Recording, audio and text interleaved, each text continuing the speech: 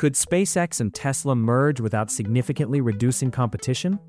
In this episode, EconWorks takes a look at the economics behind that question, including vertical integration, efficiencies, and ecosystem competition.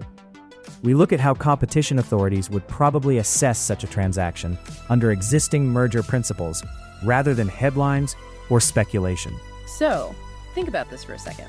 If two roommates already carpool to work together, share all their groceries, and, split the Wi-Fi bill right down the middle, does officially getting married actually change their economic footprint in the neighborhood? Oh, that's a really interesting way to frame it. Right. Or does it just put a legal stamp on what they're already doing anyway? Because today we are taking that exact question and applying it to a multi-billion-dollar, basically planetary scale.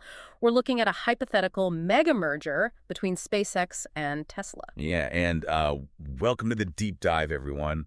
It's a kind of thought experiment that usually, spirals instantly into sci-fi speculation, like rocket thruster cars or, massive Mars colonies. Exactly. The internet loves that stuff. Right. But the reality of how a combination like this actually functions is rooted in very strict economic frameworks. So today, our mission is to cut through all that hype.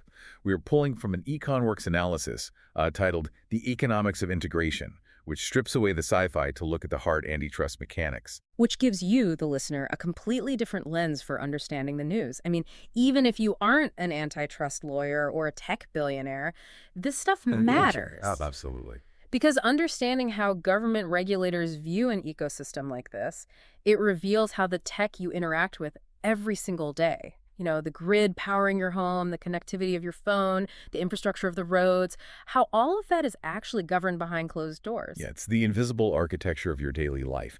And to figure out if regulators would, block a merger of this magnitude, we first have to figure out how these companies relate to each other right now. Right. Do they actually compete for the exact same customer dollars? Which is what the first thing regulators look for, right? Exactly. Yeah. That is the foundational trigger for antitrust scrutiny. So the EconWorks analysis uses a standard regulatory framework that puts corporate combinations into three buckets. You have horizontal, vertical, and conglomerate. Okay, horizontal, vertical, conglomerate. Yeah. And the primary one that triggers immediate regulatory alarm bells is a horizontal merger. That involves direct substitutes. So two companies making the exact same thing. Right. Two companies making the same product decided to become one, which essentially eliminates a competitor from the board. You see that when, two major airlines try to merge or two telecom giants. The fear is pretty obvious there. Fewer options for the consumer means prices go up. Exactly. But looking at SpaceX and Tesla, according to the source, their consumer demand spaces don't seem to overlap at all. No, not at all. I mean, you don't walk into a dealership debating between an electric sedan and, a reusable orbital rocket. Right. The consumer markets are entirely distinct. I mean, SpaceX is building orbital infrastructure, global satellite access.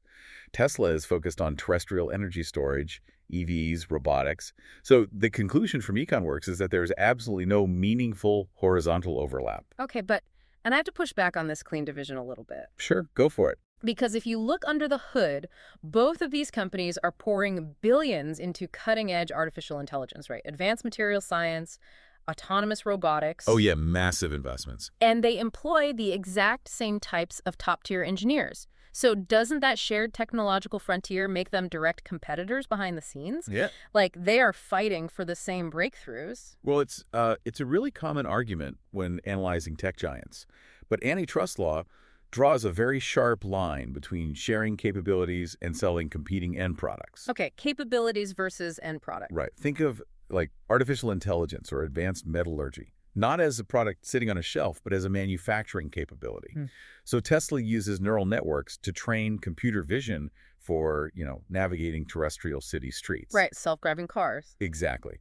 Whereas SpaceX uses complex fluid dynamics and automated algorithms to land a booster on a barge in the middle of the ocean. Wow, yeah. So the application of the shared capability solves entirely different physics problems for entirely different end users. So because they are pointing those AI tools at completely different consumer demands, regulators view their relationship on that engineering frontier as collaborative rather than, cannibalistic. Precisely.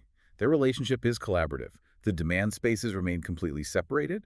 A horizontal antitrust case relies on proving consumer harm through reduced choice in a specific market. And that burden of proof just fails when the products serve unrelated needs. Exactly. If a merger happened, it wouldn't eliminate a competitor from any clearly defined market.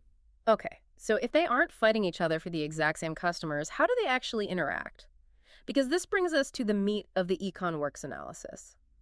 They don't share a consumer base, but they absolutely share a supply chain. Oh, heavily. And this is where we get into those other two buckets, the vertical and conglomerate frameworks. This is about how outputs from one company become inputs for the other. When you map out their operations, you realize it's a multi-layered value chain of complementary products. A vertical merger is a supply chain consolidation. Think of a battery manufacturer merging with an automaker. Okay. And a conglomerate merger involves complementary products that kind of sit side by side in an ecosystem, but aren't strictly upstream or downstream from one another. So instead of two car companies merging to corner the market, this is more like a lumber yard merging with a furniture builder? Yes, that's a great analogy. It's an ecosystem play. It's kind of like how a tech company might control both the smartphone hardware and the App Store software, right? But just mapped onto this massive industrial planetary scale. Exactly. That vertical integration isn't just about, controlling materials. The why behind it is joint optimization. Tesla's energy systems and mobility platforms naturally align with SpaceX's infrastructure and connectivity services. They operate at these distinct but perfectly connected stages. Right. You have one entity that excels at massive, scalable energy storage, and another entity whose entire business model, from orbital launches to training massive AI models, requires uninterrupted grid-scale power. And it's easy to sit back and theorize about this perfectly optimized ecosystem, but what's wild is that the EconWorks analysis shows we don't even have to guess. No, not at all. The integration is already happening, like right out in the open. Yeah, the proof is in the present. These companies are already engaging in massive pre-merger coordination at scale. It's finding 5 in the paper. The efficiencies are being realized through standard arm's-length contracts right now. Let's actually unpack those specific verified transactions from the source because they explain the mechanics of this so well. The first major example is Tesla supplying hundreds of millions of dollars worth of megapacks to power SpaceX and XAI data centers. Right, and to understand the necessity of that, you have to consider the sheer energy demands we're talking about here. Managing orbital telemetry or training next-generation artificial intelligence, these require massive, massive compute clusters. And they can't just plug that into the local city grid. Well, they do, but a momentary dip in power from a traditional municipal grid doesn't just, make the lights flicker. It can literally corrupt months of training data. Or it could disrupt critical communication with a vehicle in orbit. Oh, wow. Yeah, that's catastrophic. Exactly. So Tesla Megapacks provide this highly reliable, scalable, localized infrastructure. It guarantees absolute uptime and smooths out the massive power draw that those data centers constantly require. That makes total sense. And then the second verified transaction is SpaceX purchasing Tesla Cybertrucks for their operational fleet. Yeah. Which, I'll be honest, on the surface, that sounds like a cross-promotional gimmick, right? Just for the photos. It does. It really does. But if you look at the environment of a launch facility like Starbase down in Texas, you are dealing with constant exposure to corrosive salt water, extreme heat, and just heavy industrial use. Right. That's right on the Gulf. Exactly. So the total cost of ownership for a stainless steel electric drivetrain vehicle in that specific extreme environment is mathematically lower than constantly repairing and replacing traditional internal combustion fleet trucks. Wow. So it's actually just the most pragmatic choice. Yeah, it's just math. Okay. Which leads to the third integration, and this one feels like the true ecosystem play. Early deployments of SpaceX's Starlink satellite connectivity are already being built directly into Tesla vehicles. Yes, this is a massive one. Because anyone who has ever driven through like a canyon or a remote rural area knows exactly what happens to a traditional 5G cell connection. Oh yeah, it just drops. Right, it drops. Spotify stops playing, your navigation glitches out, and if you are just driving yourself, whatever, it's an annoyance. But if you are trying to operate a fleet of fully autonomous robotaxis. A dropped connection is a catastrophic safety failure. Exactly. Because autonomous networks require a continuous, unbroken data handshake with the broader system. They need it to optimize routing, process over-the-air updates, manage fleet logistics. Terrestrial cellular networks rely on physical towers. Which means dead zones. Inherently. dead zones, and latency issues when passing a signal over vast geography. But low Earth orbit satellite networks like Starlink, they create a blanket mesh over the entire planet. So by integrating that receiver technology directly into the car, into the mobility platform, you just completely eliminate the geographic limitations of the autonomous network. Precisely. You ensure always-on connectivity in remote areas, which is absolutely vital for the future of autonomous driving. It's like they are designing the puzzle pieces together from scratch so they fit perfectly. Right. But, okay, this raises a huge, pivotal question. If they are already achieving all these incredible operational and economic benefits, like if they're successfully trading megapacks and Starlink terminals through basic legal contracts, why would they ever need to actually merge? Why go through the massive regulatory headache? That exact question is exactly what regulators look at. Because if you already have the benefits, why merge? It introduces a concept called transaction cost economics. Okay, what's that? Well, as an integration becomes deeper and more complex, simple arm's-length contracts start to break down. Like you can easily write a contract to buy 1,000 batteries at a set price. That's easy. Sure. But it is incredibly difficult to write a contract for two separate engineering teams to spontaneously invent a new thermal management system together over the next 5 years. There is too much friction. Like you'd have lawyers constantly negotiating who owns what part of the new invention. Exactly. Furthermore, you run into huge intellectual property risks. When you are sharing your absolute most sensitive trade secrets, your source code, across a corporate boundary to make two systems work together seamlessly, there is always the risk of leakage or just misaligned incentives. So a formal merger just eliminates the boundary. Yes, it aligns the incentives perfectly because there is only one bottom line. It allows engineering teams to move with absolute speed without stopping to negotiate the legal terms of every single shared breakthrough. So the motivation to merge isn't to start cooperating, it's to remove the friction of the cooperation they already rely on. Right. But that exact logic, when regulators see companies internalizing an ecosystem that effectively, it usually triggers a specific antitrust fear, doesn't it? Like if you build an incredibly powerful supply chain fortress, you might use it to lock everyone else out. You hit the nail on the head. In antitrust terminology, that mechanism is called foreclosure. Foreclosure, Yeah. okay. It is the primary fear in a vertical combination. The concern is whether the newly integrated behemoth will use its dominance in one layer of the supply chain to artificially kill off rivals in another layer. So applying that to the EconWorks analysis, the fear is, would an integrated SpaceX Tesla restrict access to key inputs? Like, would they refuse to sell megapacks to a rival space company? Yeah. Or would they deny Starlink access to a rival EV maker, specifically to kill off their autonomous driving programs? Exactly. That's the foreclosure fear. Right. Regulators look at whether a combined firm has both the ability and the incentive to actually execute that strategy.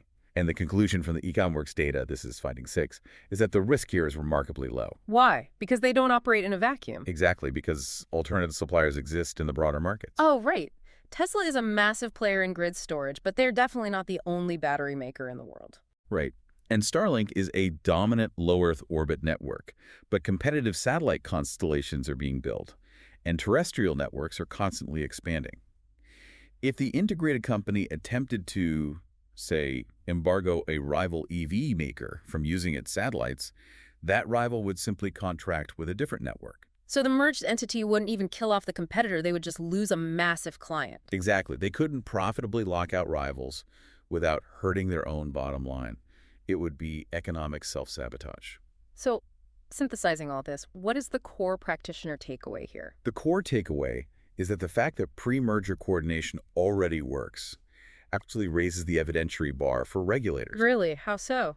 Because these companies already coordinate legally and openly today, the government would have to prove that a formal merger creates new, materially broader exclusionary powers that don't exist right now. Oh, I see. You can't just say they're too big. You have to prove the paperwork itself creates a new weapon. Exactly. If the ecosystem's strength comes from just better performance and lower costs, which it seems to here, that is legally viewed as competition on the merits. It is not anti-competitive conduct. The market is supposed to reward efficiency. That makes a lot of sense. So to wrap up the core narrative here for you listening, a hypothetical SpaceX-Tesla merger is fundamentally a vertical and complementary combination. Right. There is no meaningful horizontal overlap because they don't serve the same end consumers. The crazy efficiencies we talked about are already proven by real-world transactions happening today. And that classic antitrust foreclosure is minimal because alternative markets actually exist. Exactly. The merger wouldn't create coordination from scratch. It would merely change the governance structure of an ecosystem that is already thriving. Which really equips you for the real world. The next time you hear a breathless news report about some massive corporate merger, you can look past the hype. You can ask the smart questions. Are these companies substitutes? Or are they complementary pieces of a supply chain puzzle? Right. Having that economic lens is so powerful. But, before we sign off, there's a final sort of lingering thought here that pushes beyond just the antitrust law. Something for you to mull over as you watch these ultra-integrated tech empires evolve. Oh, yeah. The broader implication. Yeah, because if two colossal companies can achieve near-perfect market-dominating integration through standard contracts, right, and shared technological goals, without ever actually signing a merger agreement, Yeah. does the traditional corporate structure of a merger even matter anymore? It's a great question. Going back to our roommates at the start, if you are already sharing the car, the food, intertwining your daily survival, maybe the marriage certificate is just an expensive piece of paper. Maybe it distracts from the fact that the household is already operating as a single organism. It really challenges the relevance of the traditional corporate boundary. The technological ecosystem itself might be the ultimate entity now. Something to keep in mind the next time you connect to a satellite network or see an electric vehicle on the road. The true shape of the companies building our future might not be found in their legal filings, but in how their technologies quietly interlock. Well said. Thanks for joining us on this deep dive. Thanks for tuning into this episode of Econ Works. The goal of this series is to move beyond the surface-level descriptions of how markets work and start looking at the actual architecture of competition. We'll be back soon with another look at where the law and economics meet the market. For the full technical analysis and more from this series, visit us at econworks.com. If you found today's breakdown valuable, please subscribe and share the show. It helps us keep the analysis independent. From all of us here at EconWorks, thanks for listening.